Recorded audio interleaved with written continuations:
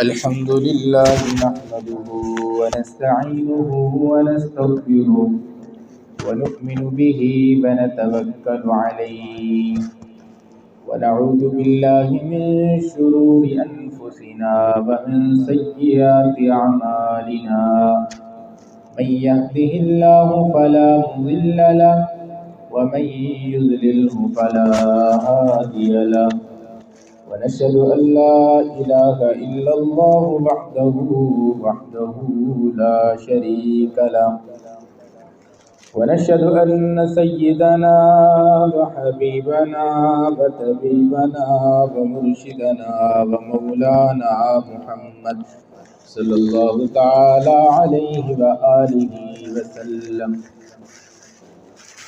أما بعد فأعوذ بالله من الشيطان الرجيم. بسم الله الرحمن الرحيم. يا أيها الذين آمنوا كتب عليكم الصيام كما كتب على الذين من قبلكم لعلكم تتقون أياما معدودات فمن كان منكم مريضا أو على سفر فعدة من أيام أخر وعلى الذين يطيقونه فدية طعام مسكين فمن تطوع خيرا فهو خير له وأن تصوموا خير لكم إن كنتم تعلمون. شهر رمضان الذي أنزل فيه القرآن هدى للناس وبينات من الهدى والفرقان فمن شهد منكم الشهر فليصم ومن كان مريضا أو على سفر فعدة من أيام أخر يريد الله بكم اليسر ولا يريد بكم العسر ولتكملوا العدة ولتكبروا الله على ما هداكم ولعلكم تشكرون. قال النبي صلى الله عليه وسلم الصوم جنة أو كما قال النبي صلى الله عليه وسلم.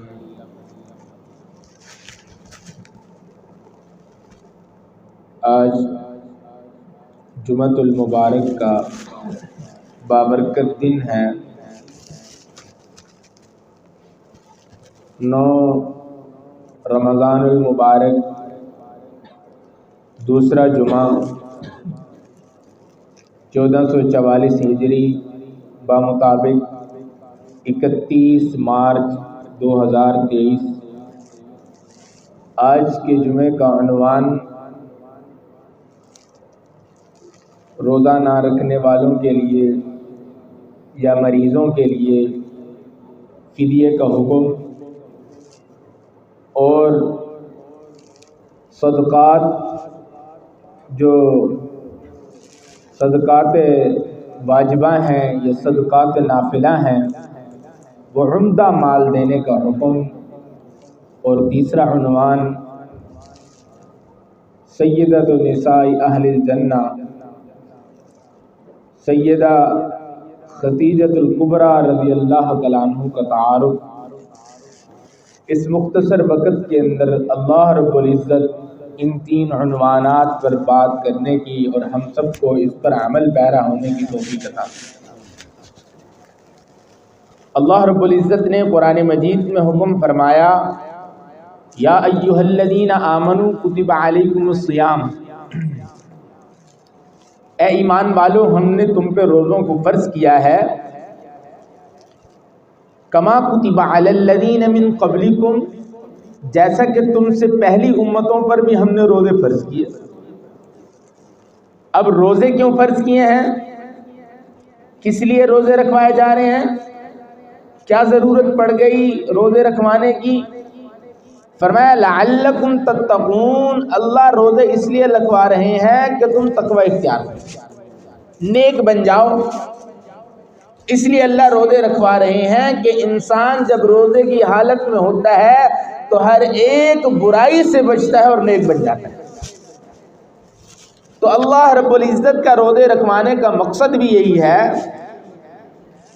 کہ اپنی پیدا کردہ مخلوق کو اپنے راستے پہ لگانا، نیک بنانا، نیکی کی راہ دکھانا۔ اس لیے اللہ رب العزت جو ہے اپنے بندوں کو روزے کا حکم فرما رہے ہیں۔ اب آیا روزے کا حکم تو آ گیا کہ اے ایمان والے روزے رکھو۔ فرمایا کہ ایام معدودات، یہ چند دن ہیں گنتی کے روزے کے۔ فمن کان منکم مریضا او علی سفر فعدۃ من ایام اخر، اگر کوئی تم میں سے ان روزے کے ایام میں مریض ہے یا کوئی سفر پہ جا رہا ہے تو ایسے بندے کو چاہیے حالت مرض کے اندر روزے کو چھوڑ دے، سفر کے اندر روزے کو چھوڑ دے، بقیہ ایام میں رکھ لے۔ یہ اللہ رب العزت کی طرف سے آسانی ہے۔ فرمایا کہ اگر کوئی تم میں سے مریض ہے، لاچار ہے، بیمار ہے، صحیح طرح چل پھر نہیں سکتا، کھا پی نہیں سکتا، مختلف بیماریاں اس پہ سایہ فگن ہے، تو ایسے بندے کو چاہیے کہ وہ روزوں کو بقیہ ایام میں جب تندرست ہو جائے تب رکھ لے، حالت صحت اور عافیت میں روزوں کو رکھ لے۔ ہاں اگر کوئی تم میں سے ایسا بندہ ہے جو ٹریول کر رہا ہے، سامان سفر باندھے ہوئے سفر پہ جا رہا ہے، حالت سفر میں ہے، تو ایسے بندے کے بھی لیے رخصت ہے کہ وہ بھی روزہ چھوڑ دے۔ وَعَلَى الَّذِينَ يُطِيقُونَهُ فِدْيَةٌ طَعَامُ مِسْكِينٍ، فرمایا کہ جو تم میں یہ طاقت رکھتا ہے، اللہ نے اسے مال دیا ہے، وہ روزہ نہیں رکھ سکتا تو وہ اس مال میں سے جو ہے فدیہ دے دے۔ فرمایا فَمَن تَطَوَّعَ خَيْرًا فَهُوَ خَيْرٌ لَّهُ، بہتر تو یہی ہے کہ تم روزے رکھو۔ وَأَن تَصُومُوا خَيْرٌ لَّكُمْ، اور یہ روزے رکھنا اللہ کے ہاں بہترین عمل ہے اور اللہ کو پسندیدہ بھی یہی ہے، بجائے اس کے کہ تم فدیہ دے کے جان چھڑا لو، اس کے برعکس تم روزے رکھ لو، یہ بہتر کام ہے۔ ان کنتم تعلمون، اگر تم جان جاؤ۔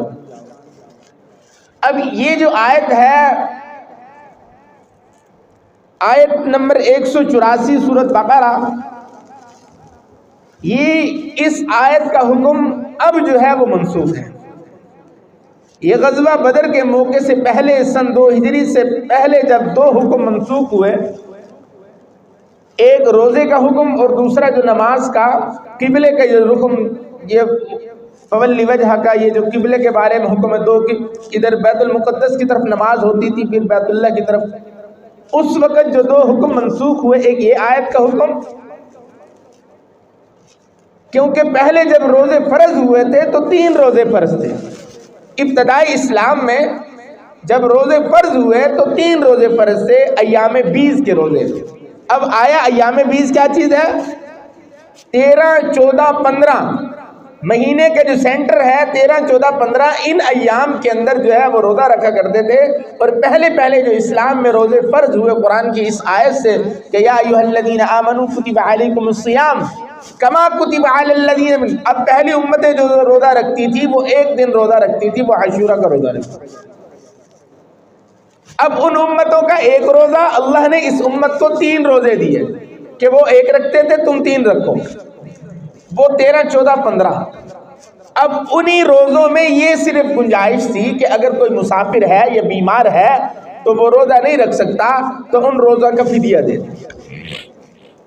اب ذرا آگے اگلی آیت میں چلیں، آیت نمبر 185 کے اندر اللہ کیا فرماتے ہیں؟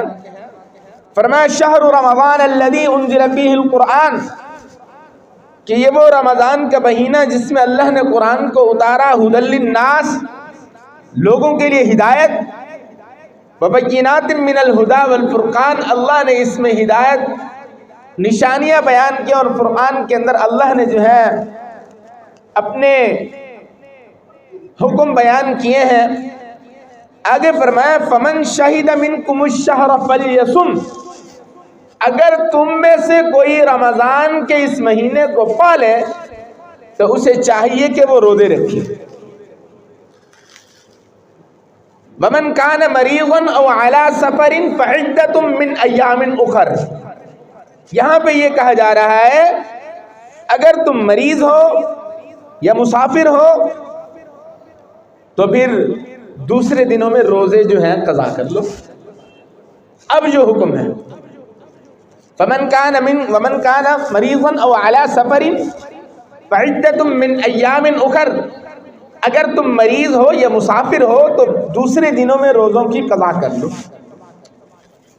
فرمایا یرید اللہ بکم اليسر، اللہ تمہارے لیے آسانیاں پیدا کرتا ہے.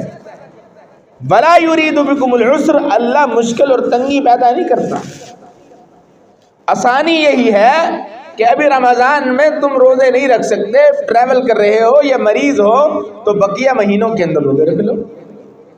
یہ آسانی ہے. یرید اللہ بکم اليسر، اللہ تو تمہارے لیے آسانیاں پیدا کر رہا ہے اور تم خود مشکل بنا رہے ہو. ولا یرید بکم العسر، اللہ مشکل پیدا نہیں کرتا، اللہ تنگی پیدا نہیں کر رہے. فرمایا وَلِتُكْمِلُ الْعِدَّةَ، اور ان جن روزوں کو تم نے چھوڑا ہے ان کی تعداد کو پورا کرنا. وَلِتُكَبِّرُ اللَّهَ عَلَى مَا هَدَاكُمْ، اور یہ اللہ کو بہت پسندیدہ عمل ہے ان روزوں کی قضا کی جائے. اب ایک بندہ ہٹا کٹا ہے، جوان ہے، اور وہ کہے کہ میں روزے نہیں رکھتا، میں فدیہ دیتا ہوں، ایسا فدیہ قبول؟ بولے بھائی نہیں ہے. صحیح سالم ہے، کوئی کچھ بھی نہیں ہے، بالکل ٹھیک ہے، تندرست ہے، کڑیل جوان ہے، دنیا کے ہر کام کر رہا ہے، لیکن روزے کی باری آتی ہے کہتا ہے استاد جی کوئی مسئلہ دسو کہ بھئی روزے نہ رکھوں اس کا فدیہ دے دوں. ایسا نہیں چلے گا. اللہ کہہ رہے ہیں کہ تم نے روزے رکھنے ہیں، ہاں 2 بندوں کے لیے رخصت ہے، وہ بھی وقتی طور پہ. یہ بات ذہن میں رکھنا، یہ حکم وقتی طور پہ ہے، رمضان کے اندر ہے کہ اس وقت تم کس حالت میں ہو، کس پوزیشن میں ہو، کس کنڈیشن میں ہو تو آپ نے کیا کرنا ہے. پہلا وہ بندہ جو مریض ہے اس کی مرض کی نوعیت کو دیکھا جائے گا کہ وہ کس نوعیت کا مرض ہے، قابل برداشت ہے یا نہیں ہے. اگر روزہ رکھ لے وہ قابل برداشت ہے یا نہیں ہے. اب تو اللہ رب العزت کا کرم ہوا کہ اس رمضان کا ابتدائی بہار سے ٹھنڈک سے الحمدللہ آج نامہ روزہ پرواہی نہیں ہے. ہم تو دن میں کیا پیاس لگے گی حیران ہوں گے، افطاری کے وقت بھی پانی پینے کا دل نہیں کر رہا.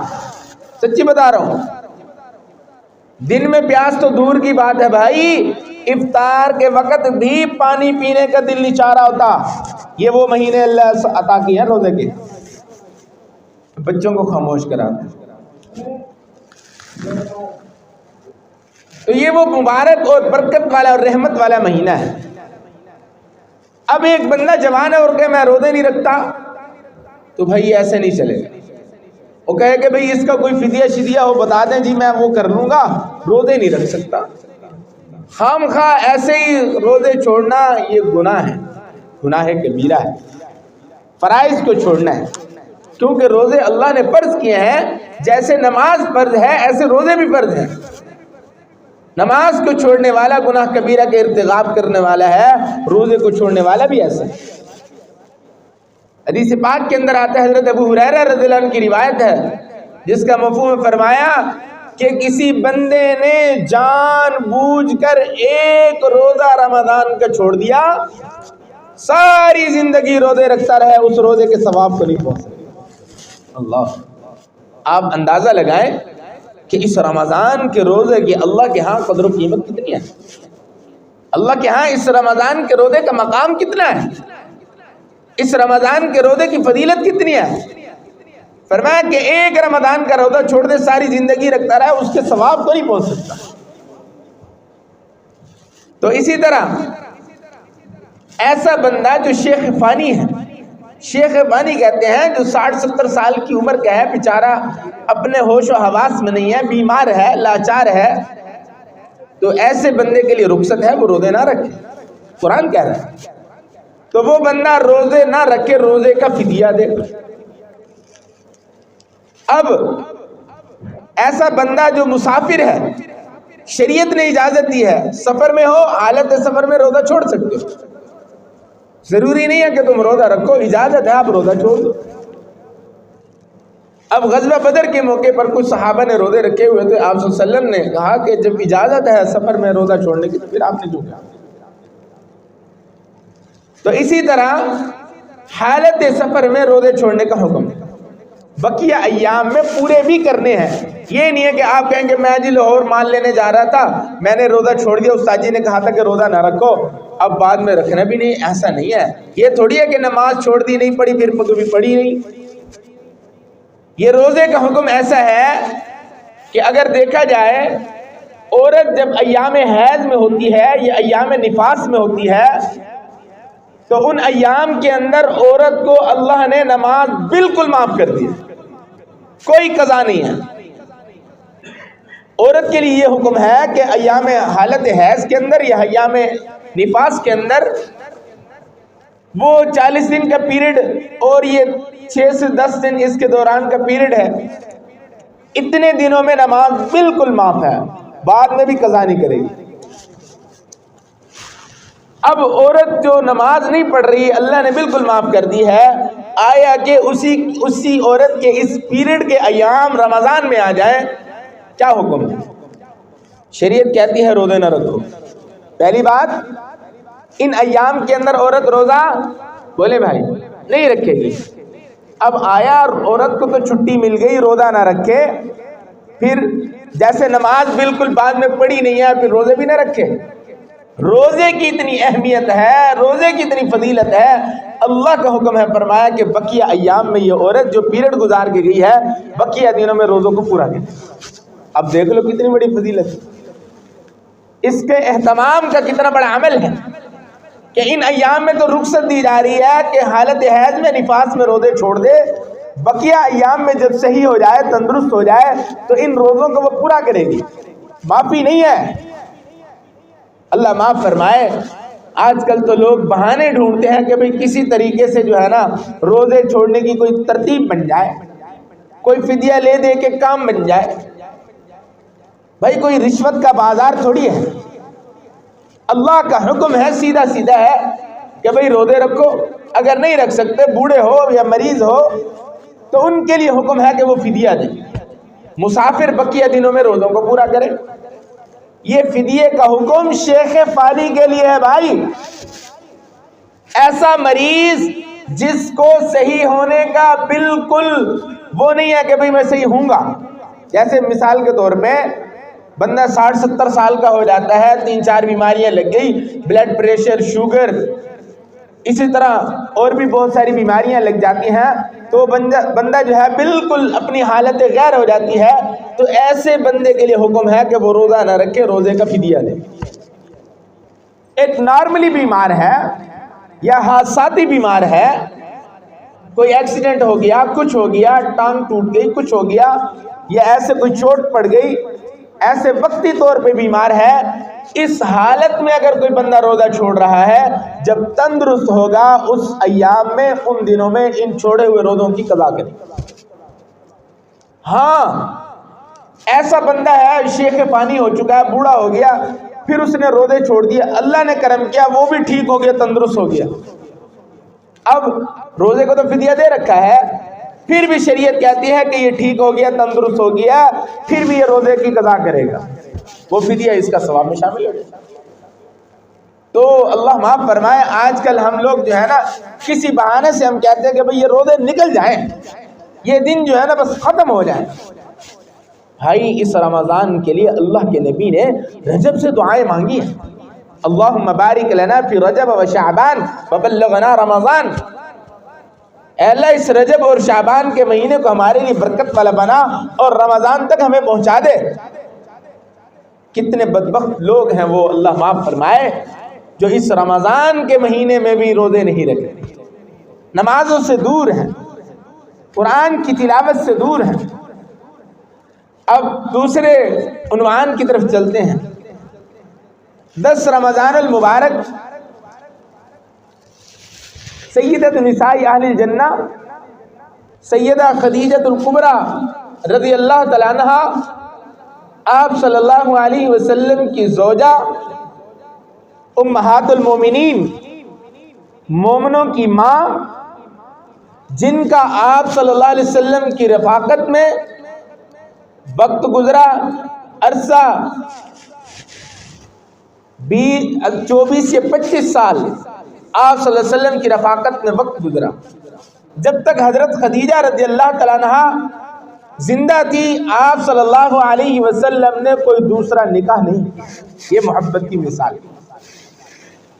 حضرت خدیجہ رضی اللہ عنہ کا تعارف نام خدیجہ بنت خویلد بنی اسد قبیلے سے، اوپر قصی بن کلاب پر آپ صلی اللہ علیہ وسلم کا دادا اور حضرت خدیجہ کا دادا مل جاتا ہے۔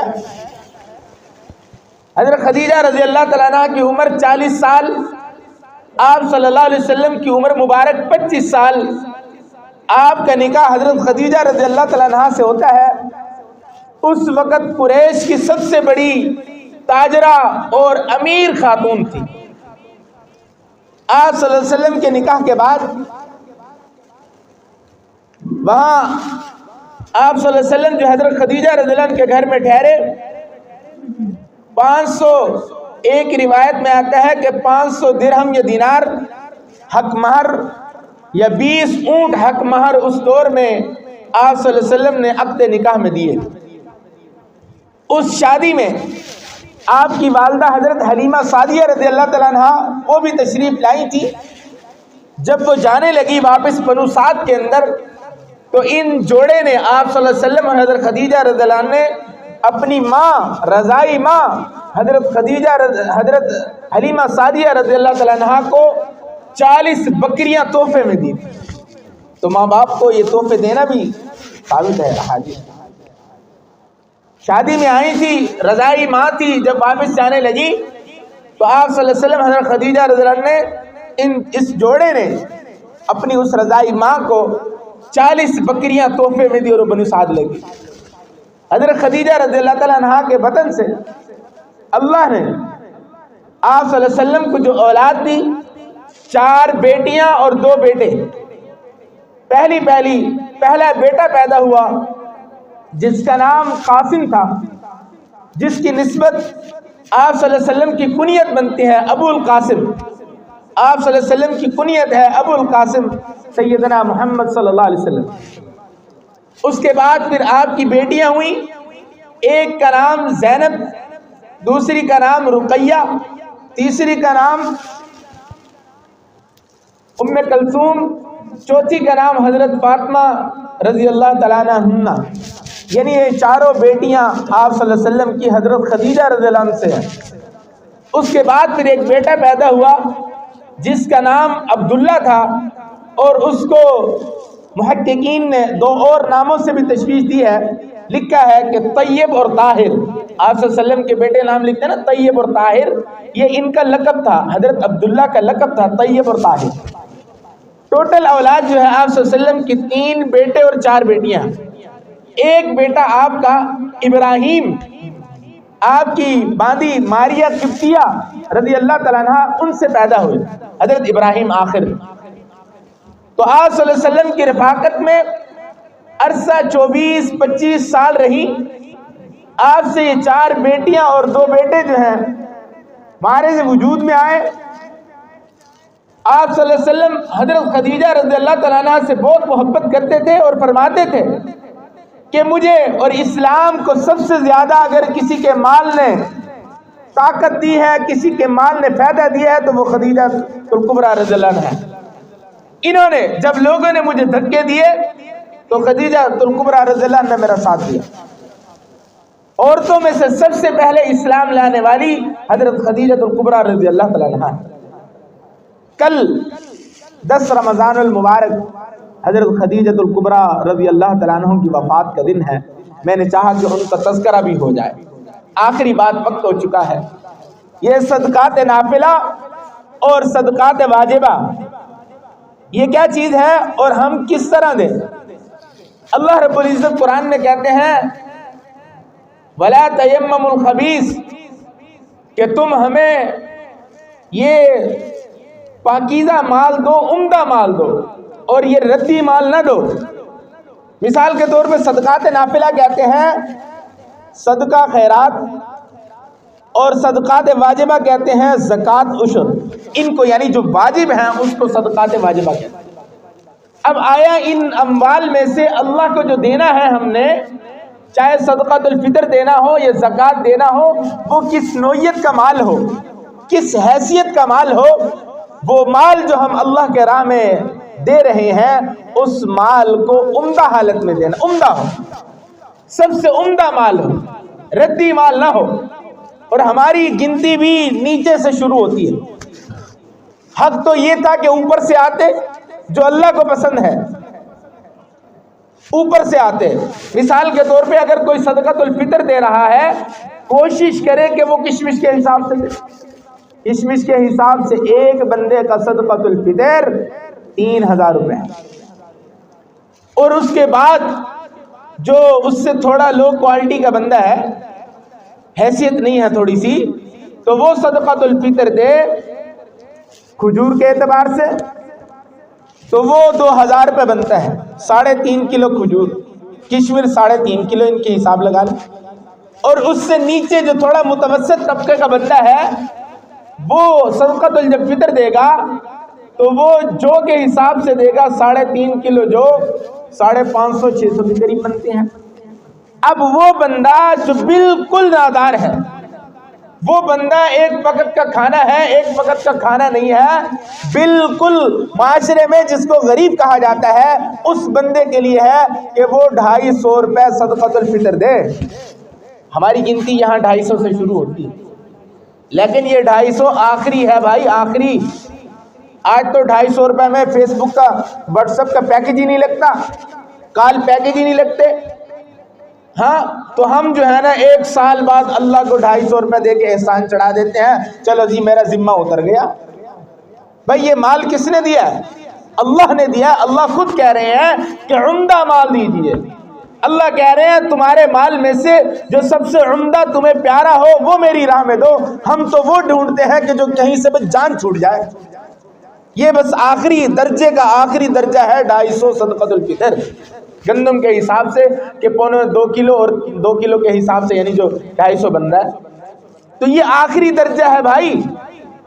تو ہم نے آخری درجے کو اپنایا اور بس اسی پہ کام چلا رہے ہیں۔ میرے بھائیو یاد رکھو، اللہ نے جس کو مال دیا ہے اس میں سے عمدہ کشمش کے حساب سے حیثیت ہے، اللہ نے مال دے رکھا ہے، کروڑوں کا مالک ہے، تو لاکھوں کے میں کھیلتا ہے، تیری لاکھوں کی سیل ہے، تو پھر اللہ کو 250 نہ دے، اللہ کی لاٹھی بے آواز ہے، تو یہ غریبوں کا حق کھا رہا ہے۔ تو سال بعد 250 روپے دے کے اللہ پہ احسان چڑھا دیا، یہ صحیح نہیں ہے۔ اللہ نے تجھے مال دیا، کروڑوں کا مالک ہے، لاکھوں میں تیری انکم ہے، تو تیرا حق بنتا ہے کہ تو اپنے ہر گھر کے فرد کا جس کا تو صدقۃ الفطر دیتا ہے تو کشمش کے حساب سے دے، 3000 ایک بندے کا نکال کے دے۔ یہ حق ہے اللہ، یہ عمدہ مال ہے۔ تو میرے بھائیو اسی بات پہ فکر کرنی ہے۔ اللہ نے زندگی رکھی تو اگلے جمعہ انشاءاللہ زکوٰۃ اور صدقات نافلہ واجبہ کی تحقیق پر